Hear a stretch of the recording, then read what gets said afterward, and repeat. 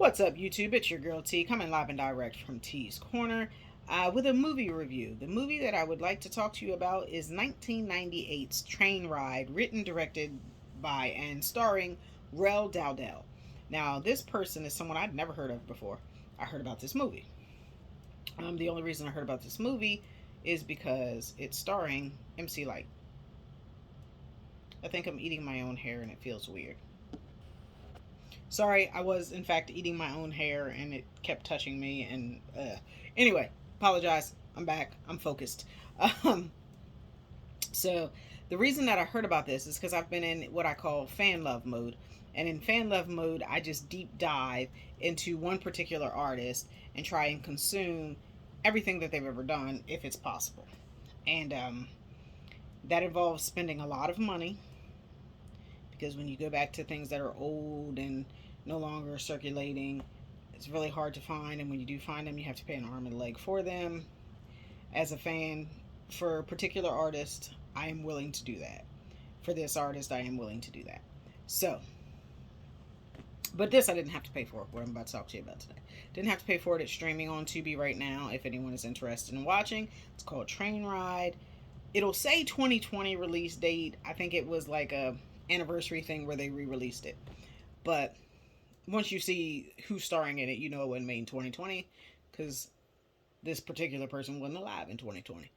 Um, but takes place on a college campus in Philadelphia, and starring MC Lyte and Wood Harris. So, like I said, this is 1998, so I was 18 when this came out. I was in the army, about to go to college. Probably would have been a good movie to see. Let you know, some of the ills that plague young girls on a college campus. But anyway, the movie is also starring Thomas Braxton Jr., Russell Hornsby, Nicole Prescott, and the late great Esther Rolle, which is why I said we know this movie was not made in 2020 because Miss Esther Rolle passed in November of 1998. And this was her last project. And she did this project as a special favor to the writer, director, and star Rel Dowdell. And so that was pretty awesome of her to do that, even though she was sick and knew that, she wasn't going to be well or be around for very long. I think she kind of, the way he talked, she kind of accepted that already. But that was really nice of her to go ahead and work sick for him. And she plays the dean of students at this particular college. And the movie starts out with Ron. Ron kind of, he's the voice of reason, and he's the over voice, the voiceover, telling the story of what went on and how these guys' lives were changed forever after this one night. So, have incoming freshmen going to college, Stephanie and Katrina Daniels. Katrina Daniels is played by MC Lyte. Stephanie is played by Nicole Prescott. I think I just said that. I did. Did I tell you everybody's names? Did I say that Ron was played by Thomas Braxton Jr., Ellis is played by Russell Hornsby, Katrina Daniels, of course, is played by MC Lyte, the Dean of Students is Esther Rolle, Wood Harris plays Will, and Stephanie plays Nicole Prescott plays Stephanie. There was another person, and I can't find her name anywhere. Her name is Tandy in the movie, but I can't find her name anywhere, and I don't have the movie pulled up on television to actually see it because that's too much of a hassle to find that one name. But there was another friend named Tandy, so it's 3 girls, 3 guys. The 3 guys are seniors. The 3 girls are freshmen. The first party of the year, everybody's at the party, and Ron's kind of like saying, how the freshmen are trying to show off their stuff and seniors are trying to mac these young fresh fish on the line, that type of situation. So Stephanie and Katrina are at the party. I'm not sure if Tandy is at that party or not, but Stephanie has hooked up with Ron and they're dancing or whatever. And Katrina is hooked up with Will. Well, at this university, freshmen have a curfew, so the girls leave the party before they really get into getting to know these guys. So Will, who's played by Wood Harris, sets out, to find the girl that he was macking the night before at the party. Now, you don't know how far they're into college already because it's the first party of the semester, but it's not like the first day of the semester. So you don't know how long they've already been at school. But they're deep in school because they've got exams and things going on. Uh so anyway, they see Will, Ron, and Ellis pull up in Will's car, and they're talking about, macking ladies or finding ladies or whatever. And Ron's like, this dude's macking ladies, and we're sitting here watching him. I'm going to mack some ladies too. Blah blah blah. So while Will is talking to Katrina and Stephanie, he's like, I apologize. I didn't really get a chance to get to know you, get a chance to rap to you or whatever the night at the party. So I would like to, hang out with you guys again. And they're like, well, we got to study. We got things to do. We're freshmen. We got a curfew. And he's like, well, there are ways around that. And she asked him where he lived. And he said, oh, well, we upperclassmen live off campus. And we're going to have a little get together at my place tonight. And we'd like it if you girls would come. So if you give me a number, I'll give you a call, blah, blah, blah. So Katrina and Stephanie are back. And they're roommates at college. And like I said, you don't know how long they've been there at college because they're roommates and they do have this bond. So it's not like they just got there, but it isn't like, they went to college together. They were friends in high school or anything like that. They met at college. And so he calls, they make plans to go out, but they're like, you got to bring a lady for my guy, Ron, because he's going to be there. So they're like, okay, well, I think I would have a friend that can come. And so Stephanie's like, who is that, after they get off the phone. And Katrina's like, we can ask Tandy. So they ask Tandy. Tandy goes. So Will picks them up and takes them back to his house. So it's a party of 6. Ron, Ellis, Will, Tandy, Katrina, and Stephanie. Everybody's coupled up. They're playing, they're drinking, they're smoking weed, and they're playing Truth or Dare. And for most people who've played Truth or Dare in the right audience, it's always, the dares are always sexual, the questions are always risque. Same here. And my personal opinion is that of the crew, Katrina is the hot box. She is definitely the one looking to get into something. So they are playing a game of Truth or Dare, and Ellis, I think it was Ellis, dared Katrina to French kiss Will, which she did with no hesitation because, like I said, I think she's the hot box of the group, and she's trying to get what she came for. So then Will dares Tandy to give Ron a lap dance, and she does that. Well, then it's Stephanie's turn for Truth or Dare, and they're like, just take the dare, come on, do it. But instead of it being one of the guys who dares her, Tandy dares Stephanie to put her hands into Ellis's pants and grab his junk. And so as she's about to do it, Will picks up a camcorder. And she was like, I'm not doing it if you're going to record it. And he's like, what? I need this for my personal fun archives. And she was like, no, I'm done if you're going to record. So he puts the camera down, and she goes ahead and does it, and they all hype her up and whatever. And then Stephanie says, I don't want to play this game anymore. So Will suggests they play another game called Questions. This is a drinking game. I think that I need to get my family together. We need to play this game because it seems really cool, and I never heard of it before this movie. But in the game of Questions, you have to answer the question with a question, and if you don't, you have to take a drink. So Tandy was taking a lot of drinks because she was just answering questions with answers and not putting them in question form. And so it got late, and it was like midnight, and they had freshman curfew.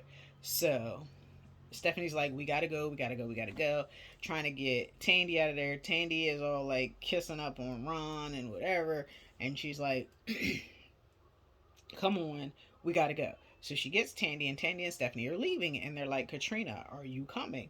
And Will was like, dang, girl, no, she's not coming. She's staying.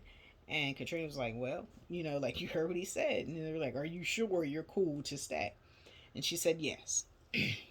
Red flag, red flag. Every female knows. And even in 1998, every female knew this. Because I was 18 at this point. I'm the same age as these characters in this movie at this point. You leave with who you came with, and you don't leave without everybody. So that was red flag number one, because I was like, she shouldn't have volunteered to stay, and they should not have left her. We came together, we leave together. Now, I don't know how they got home either. They never did address that, how they got home, because she stayed there. And she stayed with Will, and Will picked them up and brought them there. So I don't know how they got home. But Tandy and Stephanie left. Will invited Katrina up to his bedroom. Ellis and Ron were down in the living room, still drinking, smoking, watching TV, whatever. There is a time lapse, you don't know how long. And Will comes downstairs, and, him and Ellis are talking about Katrina being there and him making this drink, and about a friend who bought some drugs from somewhere. I want to say Florida or somewhere. I don't know. Anyway, said the girl was putting up too much of a fight, so he put some of that in her drink, and by the end of the night, the whole school could have run up in her. Why is this a goal? I have yet to figure this out. But he convinced Ellis that they should put some GHB, I'm assuming, or something, or some kind of roofie in Katrina's drink. And once she was good and loosened up, that they should run a train on her. But that they had to include Ron. So they had to wake Ron up and get Ron into it and get him hyped up to have sex with this girl, under the guise that she is with it. So Will goes back up with the drinks. He and Katrina are talking. They're getting to know each other. She's thinking this is, innocent, normal dating or pre-dating exercises. And as she's sitting there talking and drinking her wine, and he's asking her how she likes the wine and this, that, and the other, she's getting like drowsy and shit and passes out completely. She's gone. It's not no loose. It's not no willing and able to be coaxed. She is out like a light. So why this works for these guys, don't know. But he's already convinced Ellis. So Will has already convinced Ellis. And they convince Ron. So Ron goes up and was like, that don't look right. She don't look like, she's welcoming or inviting this. She don't look like she is in any state to welcome anything. And Will's like, yo, she went upstairs with me. We talked about this, blah, blah, blah, yada, yada, yada, yada, yada. So he said Ron had to go first. So Ron kept hesitating because it didn't look right. And okay, red flag, red flag, red flag. Guys, if it don't look right, it ain't right. Leave that mess alone. What woman that is unconscious has consented to sex? Come on now. So Ron has sex with her, and then Ellis has sex with her, and Will records it. Will also has sex with her, but he doesn't record it. So only Ron and Ellis are on the tape raping Katrina. I don't know how she gets home. Can't remember. But the next day, she's like, something isn't right. But she can't remember all the details because he slipped her a Mickey. And ironically enough, MC Lyte has a song called Mickey Slipping. Although it was a good version. It wasn't this. And so she's beating herself up, and she doesn't tell anybody because, of course, you have that shame and you feel dirty and you don't say anything. So she didn't tell Stephanie, she didn't tell Tandy, she didn't tell her dad, she didn't tell anyone what happened. She didn't discuss it. She just kind of closed herself off and stayed in her room and was like, she was tired. She wasn't feeling good. She was going to not go to class and she was going to stay in and rest and blah, blah, blah. And then she's crying and, like, you know, having a moment to herself after Stephanie leaves and replaying what she can remember over and over in her head. And, you know, they have to have the shower scene in any movie that deals with rape because, well, it's traditional. So there's the shower scene where she just kind of breaks down and tries to wash all of that away while, um, you know, washing away the memory of what happened as well as the physical evidence of what happened. And she never reported them to the school or anything. Truth be told, I feel like had they not been jackass little boys, they would have completely gotten away with it. So I'm glad they were kind of jackasses because they didn't get away with it. Um, so Wood Harris Ellis, not Ellis. Okay, Will. Um, is supposed to. He's like, you know, the tape was just for their public viewing, for their personal viewing. Nobody in the public was going to see it or whatever. And then he proceeds to show it off around campus to his friends, who just so happen to be Joe Claire and Guru. May he rest in peace. And like a few other people saw it. So then when she finally came out of her shell and started going back to class, people were pointing and laughing and commenting. So she kind of knew something was up. And then one day she goes to class and somebody's written like a derogatorily illicit message on her desk about how she likes to get her train, how she likes to train ride or whatever, blah, blah, blah.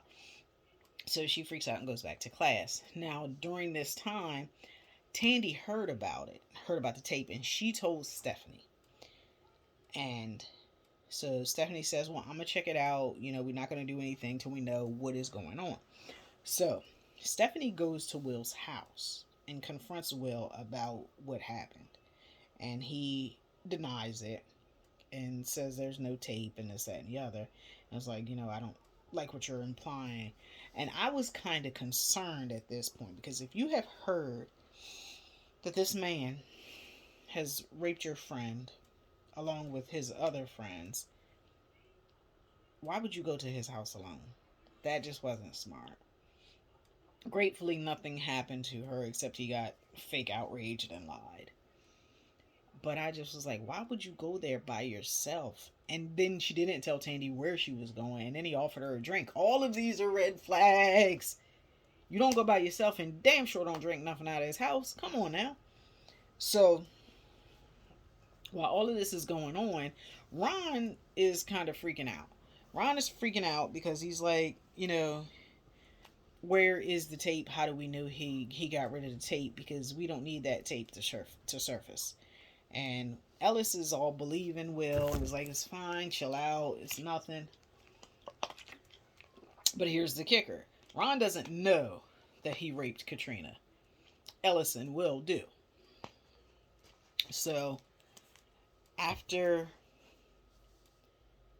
all of this comes out and more people have seen the tape and everybody's talking about it on campus, Katrina calls her dad and wants to come home. And y'all have to excuse me. I had fruit go bad in here and I have gnats everywhere. And they just don't want to leave. I've sprayed. They're just not going anywhere. I may have to have an exterminator come. So if you see little silvery lights floating by me, that is why.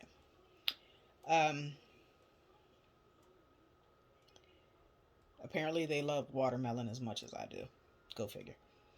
And pumpkins. Yeah, because we just had fruit here last week, and fruit and vegetables. I don't know, is pumpkin a vegetable or fruit? I don't know. Either way, I had pumpkins and watermelons, and now I have nuts. So anyway, everybody's, you know, like, seen the tape by this point. There's so many guys who have seen it. And Guru goes to Ellis and Ron and tells them that Will is showing the tape. It was like, y'all are on it, and the girl kind of looked like she wasn't with it, blah, blah, blah. So they're like, I'm going to kick Will's ass. This is Ellis. And so what they do is Ron and Ellis break into Will's house to find the tape and steal the tape. And they were like, it's got to be here. You got to find it. So Ron is kind of freaking out a little bit. And he says, oh, excuse me. He says, if the way that they're describing things like it went down on the tape, it's going to look like we raped her. And that's when Ellis says, we did rape her. And Ron is like, the fuck are you talking about? And he was like, we did rape her. Will put something in her drink. She wasn't with it. So at this point, Ellis is like, find the tape so we could just tear it up and get out of here. And Ron is like, I won't fight everybody in the world because how the fuck would y'all do that to me? Y'all supposed to be my boys and y'all let me rape someone unknowingly. That's not cool. Which is true, and it's not, and they did set him up. But he knows when he went up in that room, she didn't look like she was with consenting to anything, and he did it anyway. So they only getting half of the blame. He's still eating the rest of that. So Katrina called her dad, and her mom had died 5 years before she went to college. So it was just her and her dad. And she was like, she felt like she was telling Stephanie she felt like her dad had never moved on from her mom. So that was one of the reasons that she wanted to go to college away from home, to give him a chance to be free and find himself again as a single man.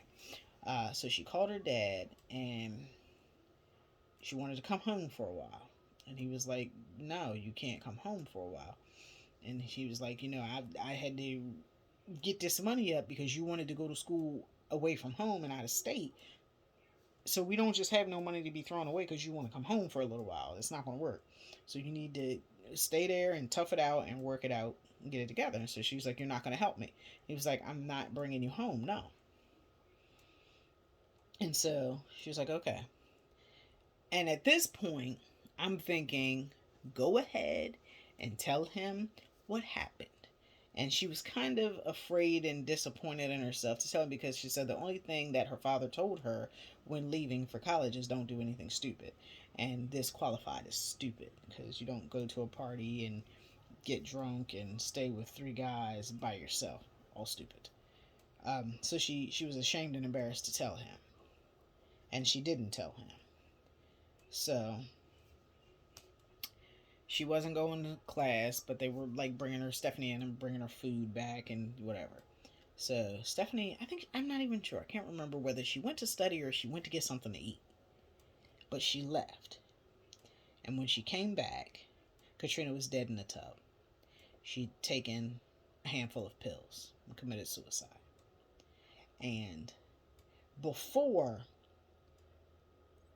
she did that, when she finally told Stephanie what happened and gave her all the details, and she said, I don't know, I don't remember, so I could have let them do that to me, I don't know. And Stephanie was like, that's not who you are. I don't believe that you willingly allowed that to happen, and we are not going to let them get away with it. So after Katrina killed herself, Stephanie told the police when they came there what happened and why Katrina killed herself. At that point, Esther Roll, who is the dean of students, addresses the school after speaking with the police and saying, she hated that there was any of their students involved, and these were not students that she would expect to be involved in that type of thing. Although I kind of feel like Will was always involved in that type of thing. He was just kind of shady and got away with it. Because why would you have a camera and why would you be recording this type of stuff? It's because you do it all the time. But,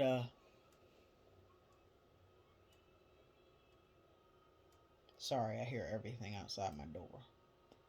So,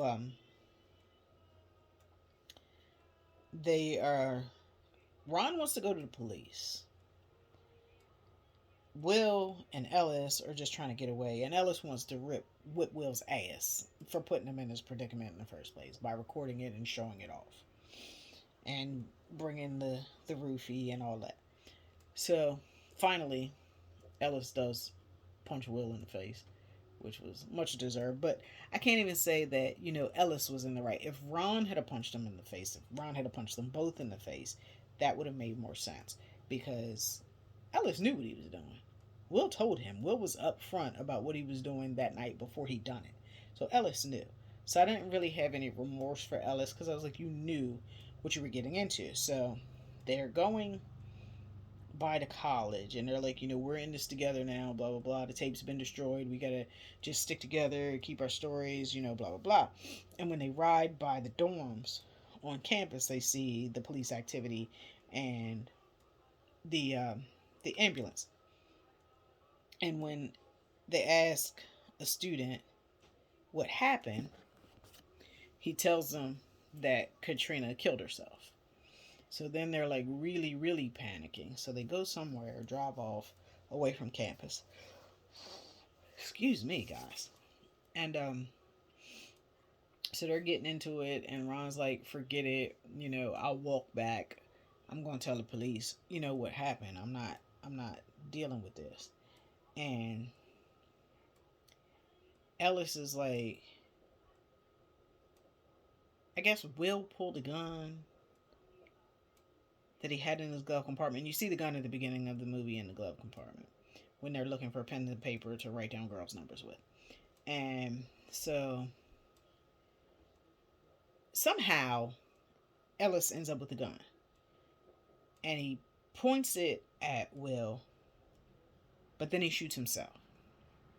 So Ellis, as opposed to, standing up to what he'd done and taking his punishment, committed suicide.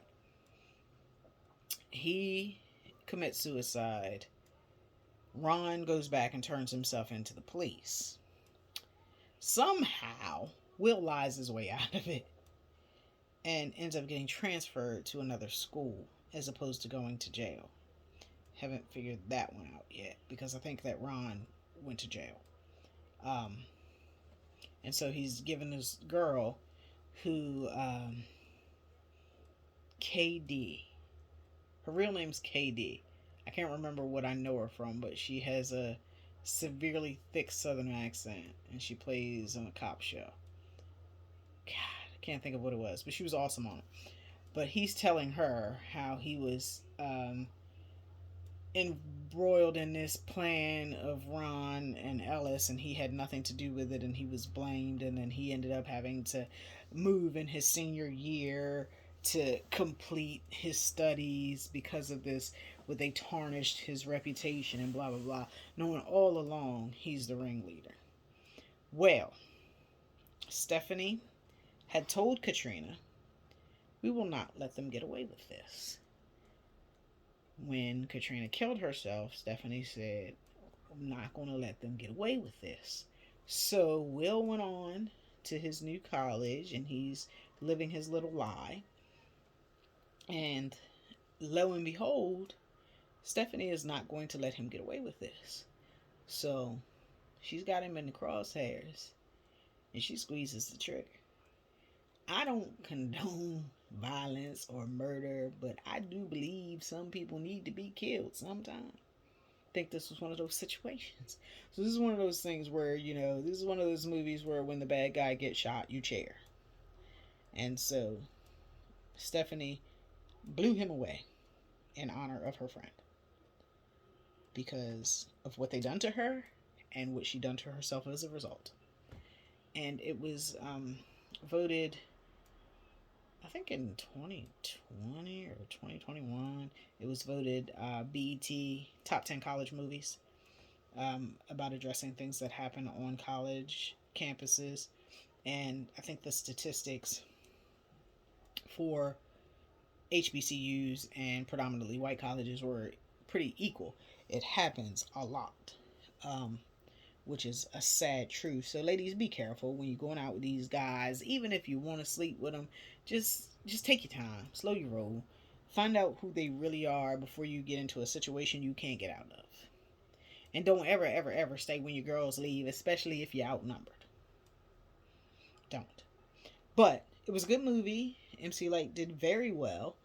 She said that when Rel Dowdell came to her and gave her the script and told her that he wanted to do the lead, she was like, "No, I don't do this. I can't do this." And she said he told her, "Well, you can't do it because you've never done it. But then after you've done it, then it's something you can say you've done." It's like, that makes sense when you think about it like that. It makes sense.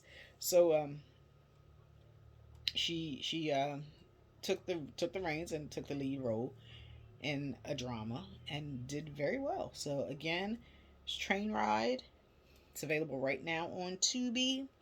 Wood Harris, MC Lyte, Esther Rolle, Guru, Joe Claire, what's his name? Russell Hornsby, Thomas Braxton Jr., and Nicole Prescott.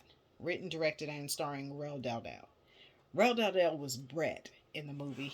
I feel like he was a friend of theirs, but he had a very small part, and he didn't partake in any of the foolishness. But I do think he saw the video.